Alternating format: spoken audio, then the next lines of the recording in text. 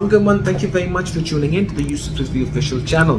और आज मैं बात करूंगा अबाउट आर इकोनॉमी. नाउ अगर आप स्टॉक मार्केट को फॉलो कर रहे हैं और आप देखते हैं, मैं स्टॉक मार्केट के बारे में काफ़ी ज़्यादा पीछे बोल रहा था, बीच में मैंने पॉज किया because interestingly there was nothing to talk about.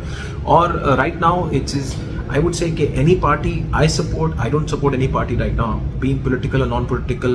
Initially I used to support a party, but now it has come to a point कि मेरे लिए economic party जो है वो ज़्यादा important हो गई है rather than the political party. So I don't think any party has been able to provide what the country needs right now, which is stability. और वो stability आएगी तो उससे economy में पैसा वापस आएगा और investments वापस आएंगी, क्योंकि पाकिस्तान में potential बहुत ज़्यादा है. And it's such a high potential market कि इसको थोड़ी सी स्टेबिलिटी और थोड़ी सी सपोर्ट अगर प्रोवाइड की गई तो it has inevitably a lot of potential. So now and very good policy होना जरूरी है. तो अ lot of times I feel के मुल्क को जानबूझ के ऐसी पॉलिसीज क्रिएट की जाती हैं जिससे मुल्क की डेवलपमेंट ना हो. So now talking about the stock market की सिचुएशन के हिसाब से आप देख रहे हैं कि वो 40,000 एंड 39,000 40,000 में चल रही है. I take a bigger view of the situation.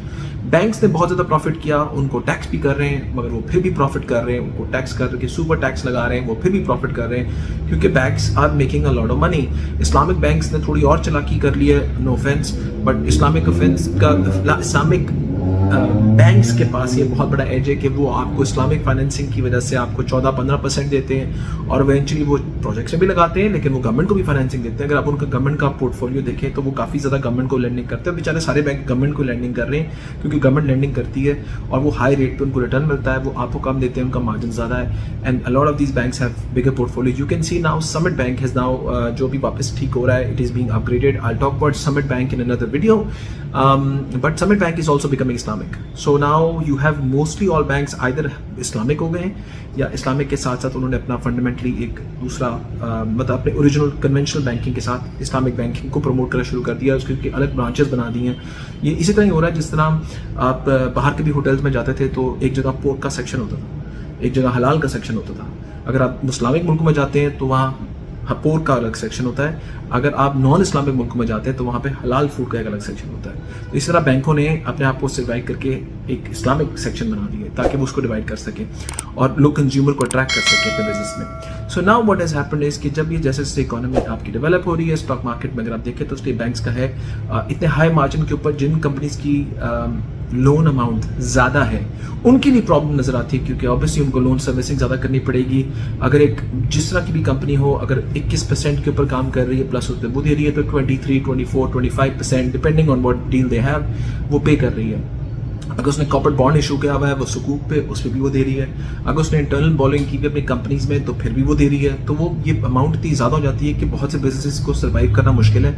Mostly all the companies have started going in cash and अपना पैसा जो है वो ट्रेजरीज में या पाकिस्तान बॉन्ड्स में रखना शुरू कर दी क्योंकि वहाँ मार्जिन बहुत अच्छे हैं. इससे बेहतर आप सुकून से वो इनकम लें और कंपनी को स्टेबल कॉस्ट पे चलाएं और नई एक्सपेंशंस को भी रोक दें. And mostly banks and most even if you look at company like Engro, क्योंकि एंग्रो ने अपने परचेज शेयर्स करने शुरू कर दिए हैं. And I will talk about share buyback in another video. So you have two things to look out for.